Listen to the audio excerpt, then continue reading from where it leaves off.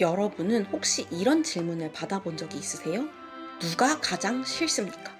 이 질문과 보기를 읽는 순간 머릿속이 잠깐 멈췄어요. 그리고 곧바로 이 생각이 들더라고요. 나는 누가 가장 싫을까? 솔직히 말하면 한 명을 고르기는 어려웠어요. 오늘은 이미애 작가의 탕비실이라는 책을 통해서 이 불편한 질문 하나를 같이 이야기해 보려고 해요. 탕비실은 같이 일하기 싫은 사람만 모아놓은 조금 특이한 공간에서 시작되는 이야기예요. 책의 첫 문장에 이런 질문이 등장해요. 누가 가장 싫습니까? 공용 얼음틀에 커피, 콜라, 얼음을 만드는 사람. 인기 커피 믹스가 들어오는 족족 몽땅 가져가는 사람. 싱크대에 안 씻은 텀블러를 늘어놓는 자칭 환경운동가. 탕비실에서 온종일 혼잣말로 중얼거리며 떠드는 사람. 냉장고에 케이크 박스를 가득 넣어두는 사람. 전자레인지 코드를 뽑고 개인 핸드폰을 충전하는 사람. 사용한 종이컵을 버리지 않고 정수기 옆에 쌓아두는 사람. 싱크대에서 아침마다 요란하게 가글 하는 사람. 여러분은 누가 제일 싫으신 것 같으세요? 이렇게 어디서든 한 번쯤 봤을 것 같은 탕비신 빌런들에 대해서 이야기하고 있어요. 이 사람들은 각자의 회사에서 이미 누군가에게 불편한 사람들로 선택된 사람들이고요. 그중 일부가 한 공간에 모여서 생활하는 리얼리티 쇼를 찍게 돼요. 리얼리티 쇼 이름이 탕비실이고요.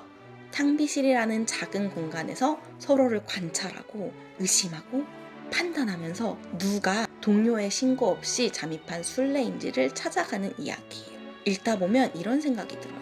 아, 이 사람들 정말 회사 어디에나 있을 법한 사람들인데 라고요.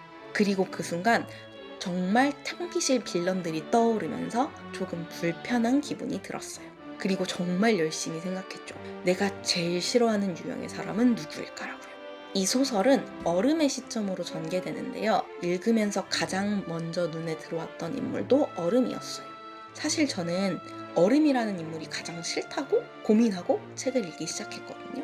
공용 냉장고에 커피 얼음, 연유 얼음을 만들어두는 사람이란 정말 이기적인 사람이라고 생각했어요. 그런데 반전이 있더라고요. 상대방의 취향을 기억해서 동료들의 취향에 맞춰서 하나하나 챙겨주는 사람이었던 거죠. 그래서 이 행동들이 다른 사람을 위한 배려였다는 걸 알게 된 순간 조금 놀랍더라고요. 아, 그래, 배려였구나. 이기적인 사람은 아니었네 라는 생각이 들었는데 그 생각을 깨는 이야기가 바로 나와요. 이 배려가 상대를 계속 관찰한 결과라는 거죠. 그냥 관찰이 아니라 거의 스토커 수준이라는 점에서 다시 한번 이상한 사람이구나 라고 생각하게 됐어요. 그리고 이 책을 읽으면서 이기적이라고 생각했던 행동이 배려였고 배려라고 생각했던 행동이 스토킹에서 나온 결과물이라니. 현실에서도 누군가를 위한 관심이 조금 더 나아가면 불편함이 될 수도 있겠다라는 걸 작가가 말하고 싶나? 라는 생각이 들더라고요. 그래서 잠깐 멈칫하게 됐어요. 나는 지금까지 좋은 마음으로 행동해왔다고 생각했는데 그게 누군가에게 부담이 되지는 않았을까? 라고 잠깐 생각해봤어요. 좋은 의도가 항상 좋은 결과로 이어질까? 라는 질문이 남더라고요.